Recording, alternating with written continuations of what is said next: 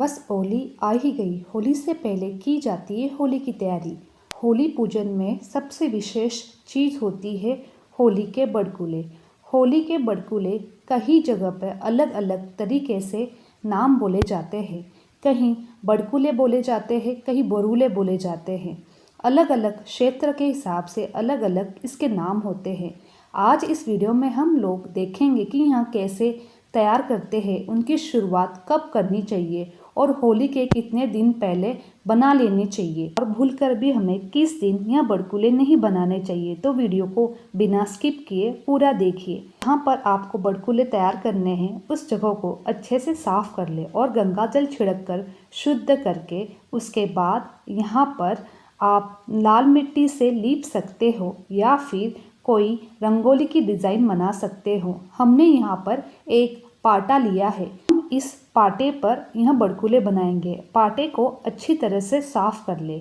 इसके बाद भगवान गणेश का ध्यान ज़रूर करें। कोई भी शुभ काम करने से पहले हम गणेश का ध्यान ज़रूर करते हैं। बड़कुले बनाने के लिए सबसे पहले हमें गाय के गोबर की ज़रूरत है। गाय का गोबर आपको गौशाला में मिल सकता है। अगर गाय का गोबर ना मिले तो आप भैंस का गोबर भी ले सकते हैं, लेकिन ज़रूर कोशिश करें कि गाय का गोबर ही होना चाहिए। इसको अच्छी तरह से मिक्स कर लेंगे। फिर हम पाटे पर बड़कुले बनाने से पहले आटा छिड़क देंगे, क्योंकि यह बड़कुले पाटे पर चिपक न जाए, आसानी से यह सूखने के बाद निकले। इसके लिए हम यहाँ पर आटा छिड़क रहे हैं। आटा बहुत शुभ होता है। बड़कुले बनाने के लिए इसका अधिकतर यूज़ करते हैं। अब हम गोबर लेके इसको अच्छे से हाथों से गोल शेप करें। अगर आपको गोबर की स्मेल आती है तो आप हैंड ग्लोव्स भी यूज़ कर सकते हैं। इसको गोल करके बीच में इसको होल करेंगे इस तरह, क्योंकि सूखने के बाद हमें इस होल से माला पिरोएंगे और होली में इस्तेमाल करेंगे। इसीलिए हमें इसको अब भी होल करना है। सूखने के बाद हम होल करेंगे तो वो टूटने का डर होता है। अब हम इस तरह से बड़कुले बनाएंगे। सारे बड़कुले इसी तरह से गोल करके बीच में छेद बनाकर फिर इसको पाटे पर सुखाने के लिए रखेंगे। मैं यहाँ पर 11 की संख्या में बड़कुले बनाऊंगी। आप होली से पहले थोड़ी थोड़ी संख्या में रोजीना बड़कुले बना सकते हैं। तो चलिए जानते हैं कि बड़कुले कब से शुरुआत करनी चाहिए। यह बड़कुले होली के पहले जो अमावस्या आती है उसके दूसरे दिन पाड़वा को छोड़ के फुलेरा दूज से आप शुरुआत कर सकते हैं और यहाँ एकादशी तक बनते हैं। एकादशी के बाद बड़कुले नहीं बनाए जाते हैं। कोई कोई लोग फुलेरा दूज से बड़कुले बना लेते हैं और जो मेन ढाल, सूर्य, चंद्रमा ये जो बनाना होता है कोई कोई लोग एकादशी के दिन भी बना लेते हैं। और यह बड़कुले विशेषतः गाय के गोबर से ही बनाए जाते हैं। अगर गाय का गोबर ना मिले तो आप भैंस का गोबर भी इस्तेमाल कर सकते हो। यह बड़कुले बनाने के बाद इसका पूजन भी करना चाहिए। इसका पूजन हम आपको आगे बताएंगे कैसे करना है। हमारे हिंदू धर्म में होली और दिवाली का सबसे विशेष महत्व होता है। होली और दिवाली का त्यौहार बड़ी धूमधाम से मनाए जाते हैं और उनका पूजन किया जाता है।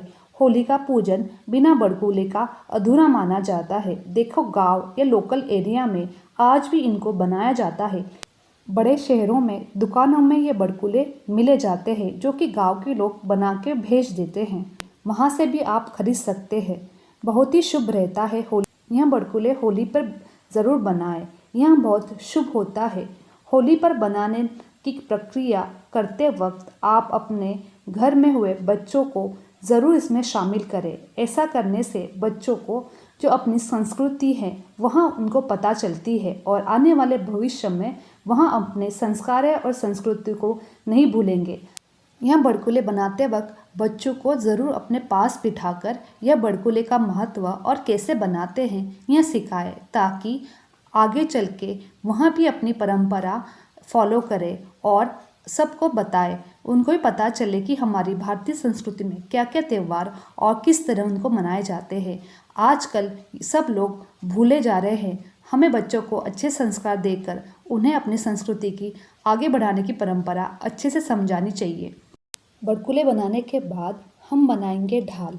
ढाल जो होती है वहाँ घर के जितने सदस्य होते हैं उनके नाम की एक एक ढाल थापी जाती है और बनाई जाती है। ढाल बनाने का तरीका भी बड़कुले बनाने जैसा ही है।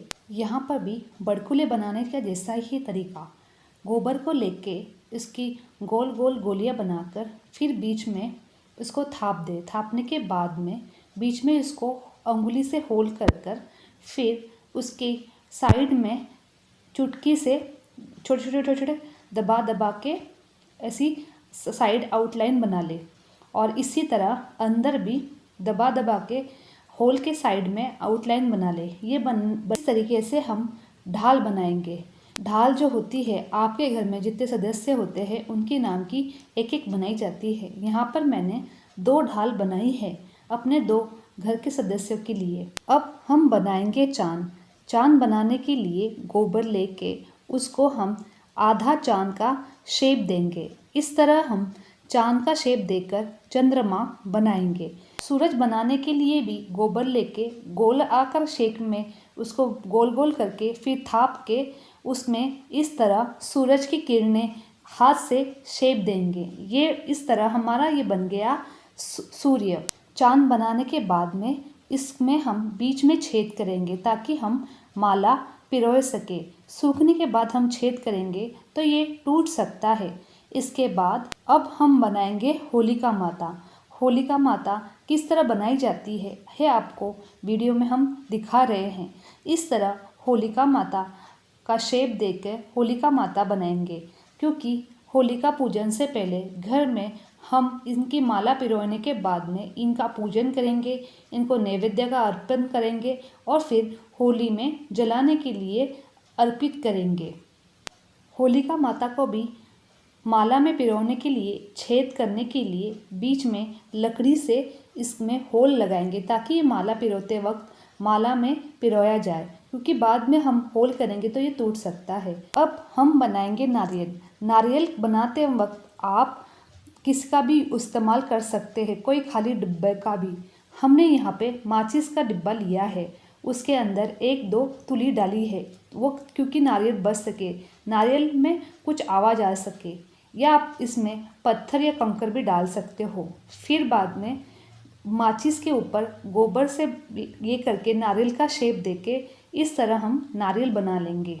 और हाँ, बड़कुले बनाने के बाद में जब होली का पूजन करते हैं तो घर में जितने सदस्य होते हैं उनके नाम की माला बनाते हैं। माले में आप 5 बड़कुले की माला भी बना सकते हो। सदस्यों में जितने आदमी होते हैं उनके नाम की ही माला बनाई जाती है, लेडीज़ के नाम की नहीं बनाई जाती है। इस तरह से हम सारे बड़कुले बना लेंगे। अब जब बड़कुले बन जाते हैं तो उनका पूजन भी करना बहुत महत्वपूर्ण होता है। पूजन में हम लोई से सब पे टीके लगाएंगे। सारे पे 3-4 टीके जहाँ जहाँ लगाना चाहते हैं आप वहाँ वहाँ लगा सकते हो। और बाद में हम इस पे आटे का भी टीका लगाएंगे। यहाँ पूजन बहुत महत्वपूर्ण होता है। पहले दिन आपको यहाँ पूजन करना पड़ता है। इस तरह हमने सारे बड़कुले और उसमें चांद, सूरज, ढाल, होलिका माता और नारियल बना लिया है। अब इनको सूखने के लिए समय लगेगा, 3-4 दिन 5 दिन सूखने के लिए लग जाएंगे। सूखने के बाद इसको आसानी से निकल जाएंगे, क्योंकि हमने नीचे आटा डाला है तो यहाँ पाटे को नहीं चिपकेंगे। आप पाटे की जगह प्लास्टिक भी यूज़ कर सकते हैं। प्लास्टिक का कोई कागज़ हो तो वो भी यूज़ कर सकते हो, बटर पेपर भी यूज़ कर सकते हो। और फिर बाद में ये सूखने के बाद होलिका पूजन से पहले इनकी माला बना के इनको नैवेद्य अर्पित करके धूप दीप दिखा के फिर हम होलिका माता का पूजन करने जाएंगे, तो होली दहन में यहाँ इस्तेमाल करेंगे। ये थी बड़कुले बनाने की सरल साधारण विधि। मेरी ये वीडियो आप लोगों को अच्छी लगी तो मेरे चैनल को लाइक, शेयर और सब्सक्राइब करना ना भूलें। आप सभी का धन्यवाद।